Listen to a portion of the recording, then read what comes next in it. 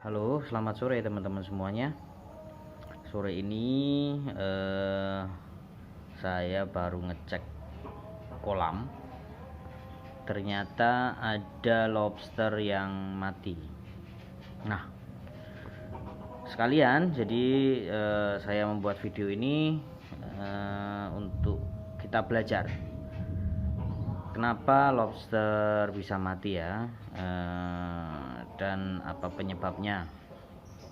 Jadi di sini ada dua, yang satu itu bangkainya itu karena dia mati, yang satu karena berganti kulit ya. Yang berganti kulit ini selamat, tidak mati, tapi sama-sama meninggalkan bangkai gitu ya. Jadi kita akan melihat perbedaannya antara yang berganti kulit dan yang mati.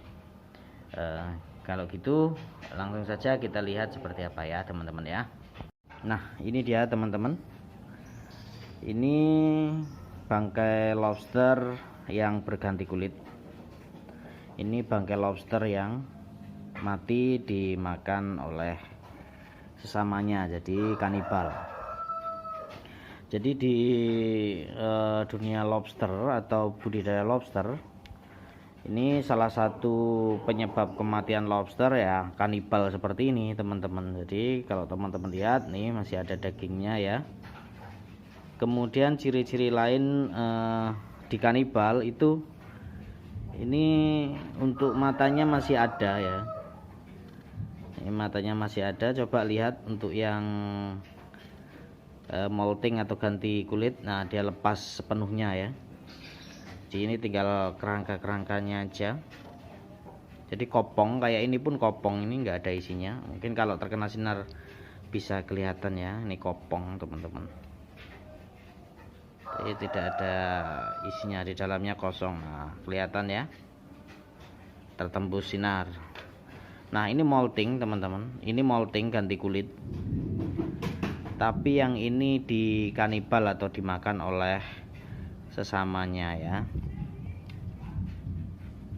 Nah, kalau dilihat dari kepalanya ini,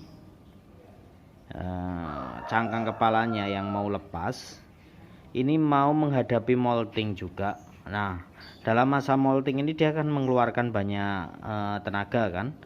Jadi dia lemah, kemudian dimakan oleh lobster yang lain.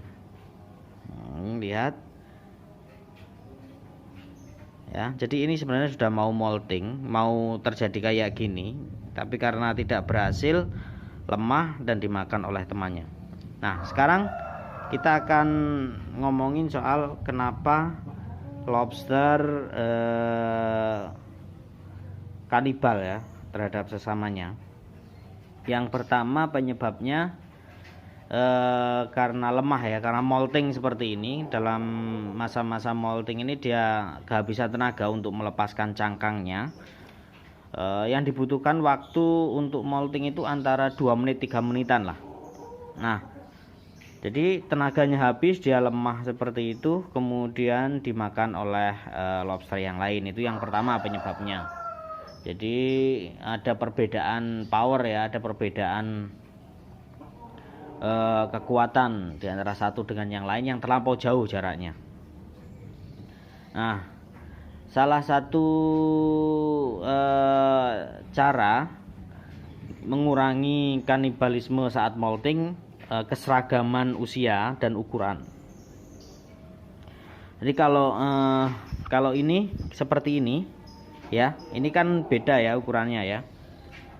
Nah, kalau ini bercampur dengan yang ukuran segini, ini molting kemungkinan besarnya akan dimangsa oleh yang gede seperti ini, karena perbedaannya terlampau jauh. Tapi kalau dalam kondisi sama-sama prima, mungkin tidak akan terjadi kanibal karena sempat lari. Kalaupun yang kecil kalah seperti ini, dia akan lari. Tapi kalau dalam kondisi molting, dia tidak bisa lari karena lemah ya teman-teman ya. Itu penyebabnya. Yang pertama, yang faktor pemicu ya saat molting kenapa kok di kanibal, itu yang pertama. Karena perbedaan power ya di antara lobster itu. Kemudian perbedaan ukuran.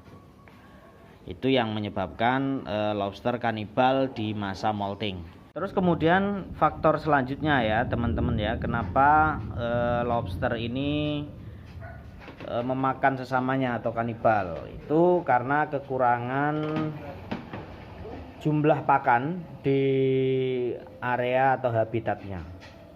Itu dia akan memangsa sesamanya. Misalnya kalau ada ikan apa semua bisa ditangkap ya dia makan ikan. Tapi kalau nggak ada lagi, biasanya dia akan saling menyerang dan memakan sesamanya. Tuh faktor yang selanjutnya, selain kekurangan pakan, terlampau banyak ini, atau komunitasnya terlampau banyak, jadi overload gitu. Akhirnya sering ketemu gitu ya, berebut shelter dan lain sebagainya. Itu akhirnya mereka saling menyerang, salah satu ada yang kalah atau mati, kemudian dikanibal oleh yang lain. Nah, caranya gimana? Untuk yang penyebab yang sebelumnya itu kekurangan pakan, ya tentunya dikasih pakan yang cukup. Jangan berlebihan juga atau overfeeding yang nanti akan menyebabkan kualitas air menurun, karena sisa pakan ini akan menyebabkan amonia ya, kotor gitu teman-teman. Nah, untuk yang populasinya tinggi ya dikurangi populasinya, ditambah shelternya atau lubang-lubang untuk tempat dia bersembunyi ditambah. Itu teman-teman, jadi untuk mengatasi kenapa lobster kanibal ya, untuk mengatasi kanibalisme pada lobster, itu tadi beberapa tips dari saya. Nanti bisa diterapkan teman-teman di rumah bagi teman-teman yang budidaya lobster ya. Untuk teman-teman yang baru mau memulai, silahkan join aja. Kita akan bantu teman-teman untuk mengatasi semua masalah yang ada di lobster, dari mulai tanam sampai nanti panen ya. Jadi jangan ragu-ragu, boleh telepon kapan aja, boleh WA kapan saja di 089 651 616 888 ya teman-teman ya. Kalau ingin join bisa gabung di kememberan di tempat kami ya. Itu lebih harga bibitnya lebih murah, kemudian konsultasinya gratis, dibimbing sampai nanti panen, sampai nanti kalau misalnya teman-teman tidak tahu gimana cara jualnya, bisa jual di tempat kita juga, tidak ada masalah. Karena tujuannya kememberan ini untuk membantu teman-teman yang ingin budidaya lobster ya, jadi tidak bingung lagi gimana cara menjualnya. Oke.